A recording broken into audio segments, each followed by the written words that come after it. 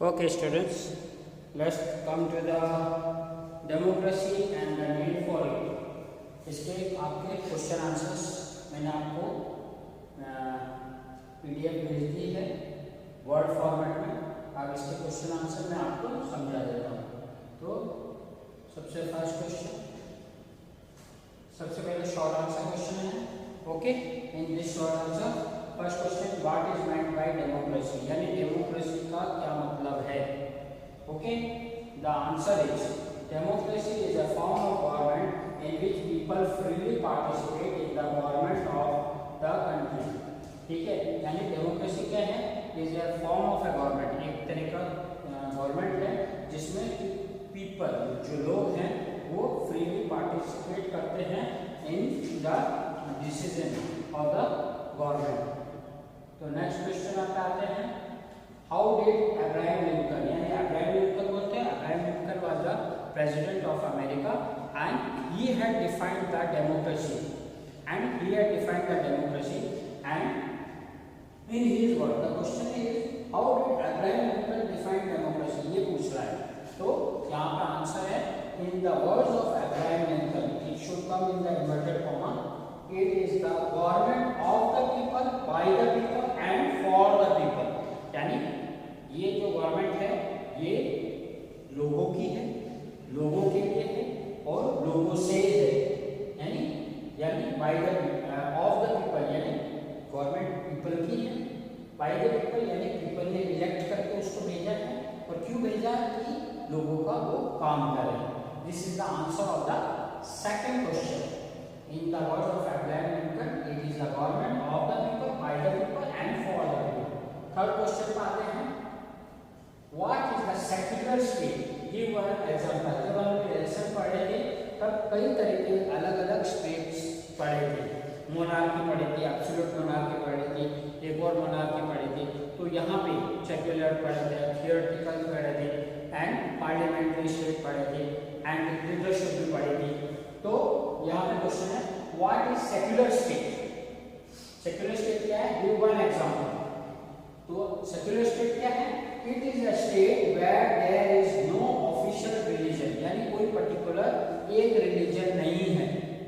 Okay, सभी religion बराबर है। It is the state where there is no official religion, people of all religions are free to participate, free to practise their own religious faith, यानी हर इंसान जो भी है उस कंट्री में वो फ्री है कि आपका जो भी आपकी श्रद्धा हो, जो भी रिलीजन आप फ्रेंड, जैसे हमारा इसका एग्जांपल क्या है, बेस्ट एग्जांपल इज इंडिया।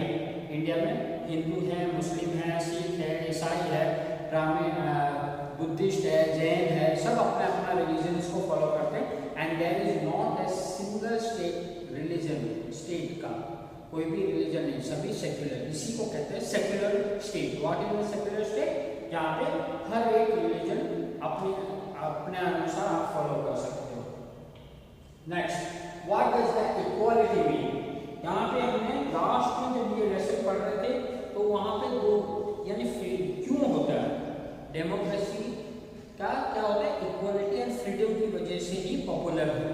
तो इक्वालिटी क्या है, what is equality, equality means that all are equal before law, यानी सभी लोग, भले वो गरीब हो अमीर हो, whichever caste he may belong to whichever religion, Hindu हो, मुस्लिम हो, सिख हो, ईसाई हो, या ब्राह्मण हो, शूद्र हो, या बनिया हो, कोई भी हो, anybody is equal before the law, law के सामने सब इक्वल है, they will be treated as a citizen of India।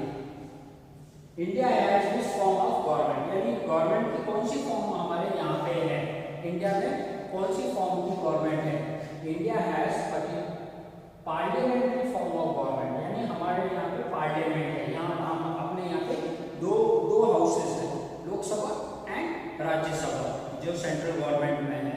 तो यहाँ पे हमारे पार्लियामेंट है, पार्लियामेंट में कौन बैठते हैं, हम लोग बैठते हैं, यानी हम लोग इलेक्ट करके उस गवर्नमेंट को वहाँ पे एस्टैब्लिश करते हैं। Then come to question number 6, name the state where people of one religion, यानी पहले अभी मैंने थोड़ी देर पहले आपको क्वेश्चन पूछा था सेक्युलर स्टेट, ये उसका उल्टा है। यानी name the state where people of one religion have advantage over other, यानी ऐसा कोई स्टेट बताइए उसका नाम क्या है जिसका जहां पे पर्टिकुलर एक रिलीजन को फेवर किया जाता है, that is theocratic state. Theocratic state में सिंगल रिलीजन को फेवर किया जाता है and that religion is the religion of the state also. तो यहाँ पे अगर एग्जांपल अगर आपको पूछ लिया कि एग्जांपल बताइए तो you can give the example of Pakistan. Pakistan as an Islamic state, okay, तो वहाँ पे इस्लाम को ज्यादा फेवर किया जाता है and that is the in fact the government also runs according to the Islamic laws, okay. Now moving to the next question, from where the word democracy has been derived, यानी जो democracy जो word है वो कहाँ से आया, कौन से लैंग्वेज से आया, कहाँ से इनिशियली आया। तो democracy is derived from two Greek words, जिसमें टू ग्रीक वर्ड्स है जहां से ये आया है।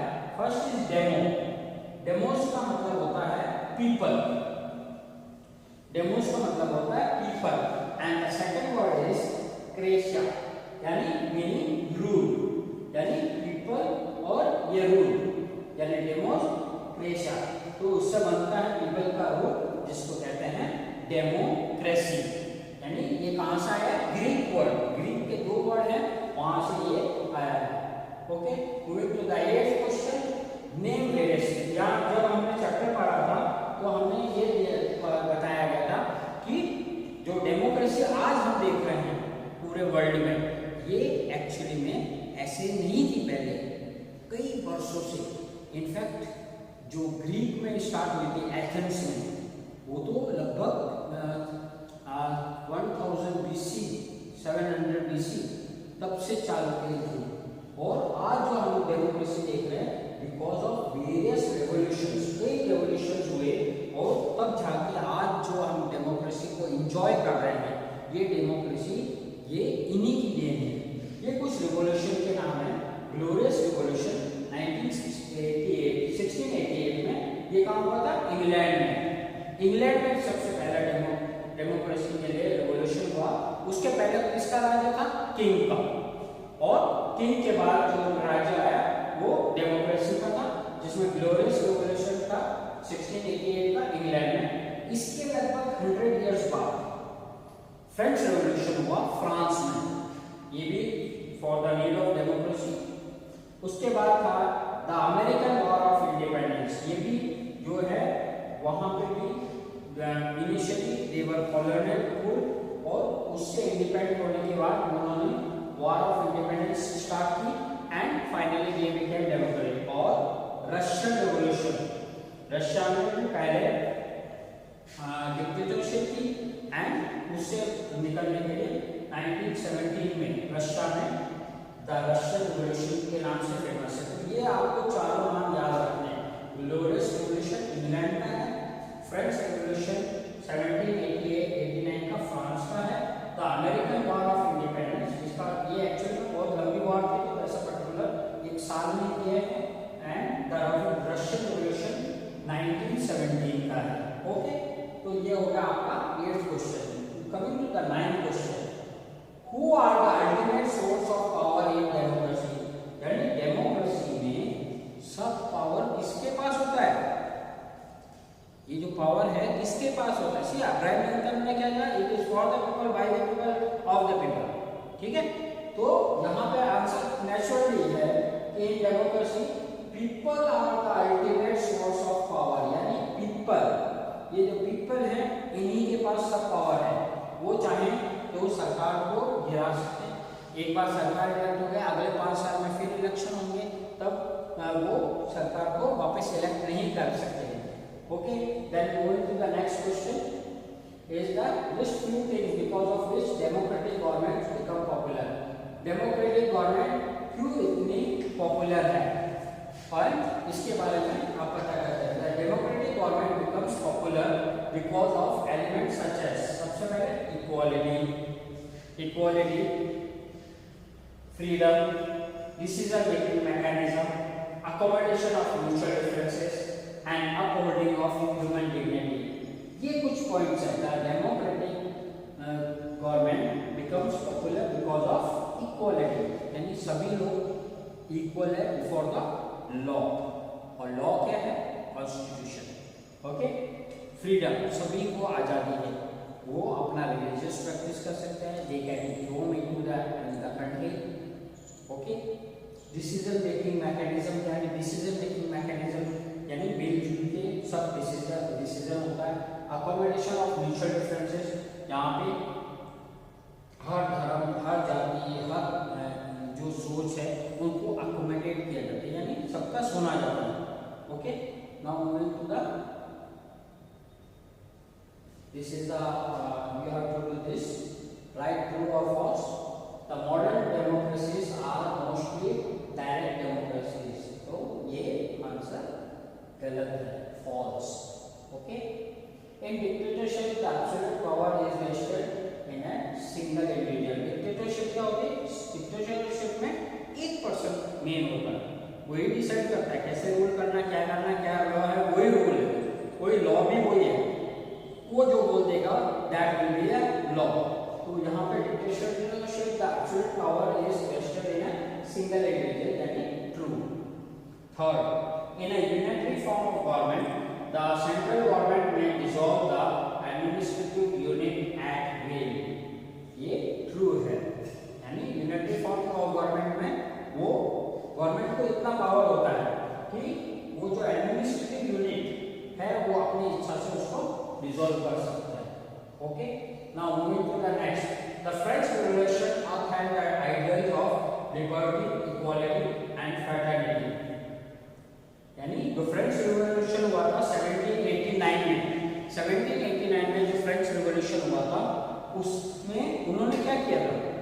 उससे पहले किंग का राज्य था, तो उन्होंने ये बोला कि हमें आजादी दो, किंग नहीं रहेगा, पीपल का डेमोक्रेटिक होगा, एंड उनके जो आइडियल्स थे अपहेल्ड द लिबर्टी, आजादी, इक्वालिटी, सब इक्वल है, all people are equal before the law, and fraternity that is the organisation.